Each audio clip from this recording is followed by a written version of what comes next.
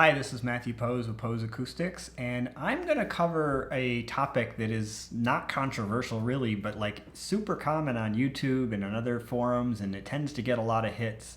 And I'm not doing it just for the hits, I'm doing it because it's worth covering maybe. I don't know. My wife was bugging me. She goes, you should pick one of these viral topics and people will like it. And I said, it's a stupid topic. And that's, is Bose better than, and choose your speaker. Is Bose better than, one of the ones apparently that's very popular is Bose better than Sony? Well, here's why I think it's stupid. It misunderstands the concept that people are trying to get at. Bose is probably still one of the top most popular and biggest manufacturers of speakers in the world. And it's not about whether the speakers they make are the best sounding speakers on the market.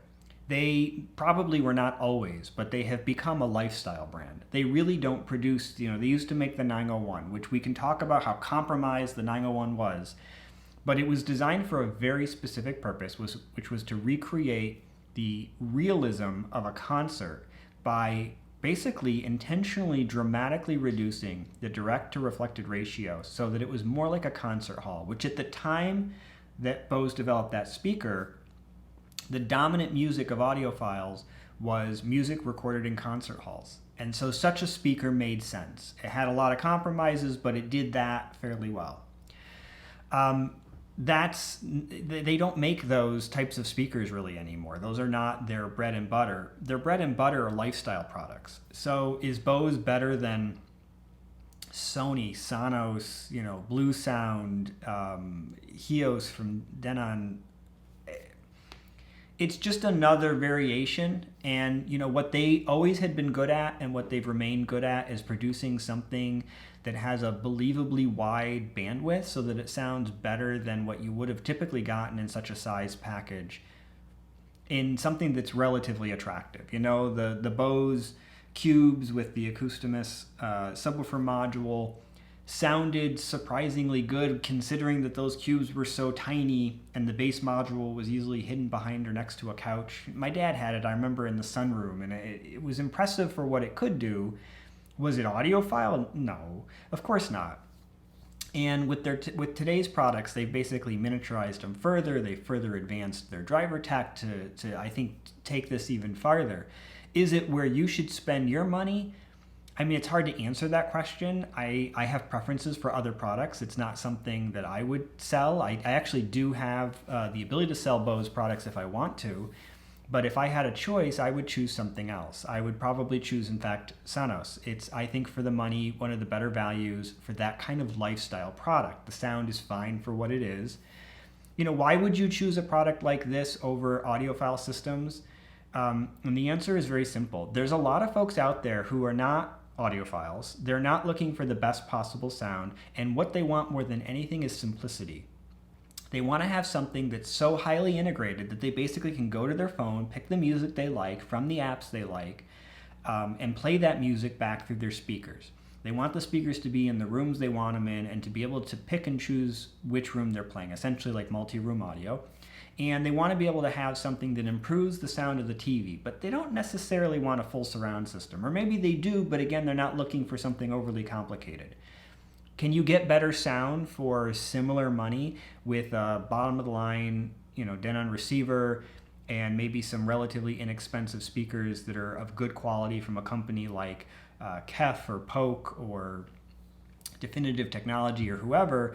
I mean, yes, and the sound would be better. It would play louder. I've done some of these comparisons before because I'm kind of curious. But the average person would struggle to set that up and they would be unhappy with the difficulty in using it. Whereas with something like Sonos or Bose or Blue Sound, it's like often it's like a one-wire connection. The setup is done through the app on the phone, and then everything just works after that relatively well. And so that's, in a sense, that's the definition of a lifestyle product. So is Bose better than these other products? No. Is it audiophile? No. Is it worth the money? Yes. These products are worth the money because for people who are buying lifestyle products, it makes sense for them. In our old home, we had a Sony soundbar on our main TV. I had, of course, a whole dedicated theater with high-end equipment. the soundbar had a subwoofer and no surround speakers.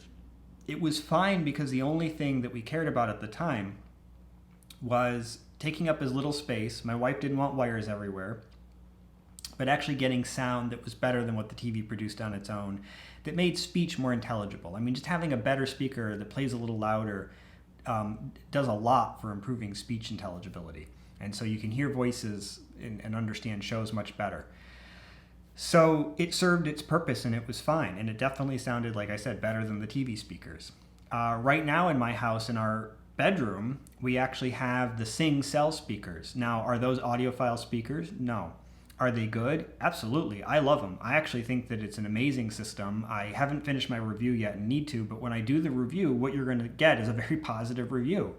For everything they do wrong, at the end of the day, in my house, which is a modern style home, they're a really cool looking speaker.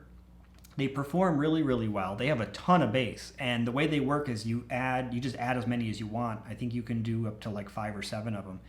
And I have 3, and so each time you add one, it's like adding a subwoofer. And they actually, each one has a lot of bass on its own, so when you add another one, you're adding quite a bit more bass. You're also smoothing out the bass, just like a multi-sub system. It automatically optimizes for that, which is really cool.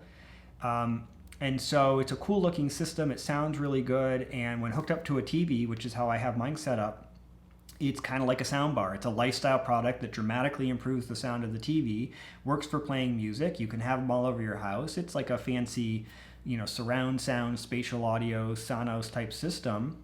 So it's great. The problem is they're something like $2,500 a piece. So my system is, roughly speaking, that would be $7,500. Most people don't want to spend $7,500 on a lifestyle speaker like that. And for those who that's not the right speaker for them because of the price, something like what Bose sells is a really good option. So you can't ask the question, is Bose better than? You can't even say, is Bose an audiophile product? At this point in time, at least, that's a brand that people are buying because of its convenience, because it's serving a purpose, which is providing them with these app-based multi-room type systems that allow them to have good sound in a small package. Good being good enough. I don't mean audiophile good. I mean better than what you get from a TV, with a reasonably wide bandwidth, relatively low colorations to the point that you're not like, oh my God, it sounds like this. And and it's as easy as 1 or 2 wires to hook it up and get it going. So that's my take on Bose. And I think a lot of people who have experience with Bose and have used it would say the same things about it. It's good enough for what it's trying to do and what it's trying to be. And those who are trying to raise it to a different level than what it is and then compare it really are misunderstanding the purpose of the product. There's lots of products in the market like that, and they get even way more expensive, and they still have the same issues. So hopefully this was helpful in understanding at least my take on products like that. I have some of the best, most expensive equipment that exists, and I still have and enjoy and have no problem with lifestyle products because I accept them for what they are.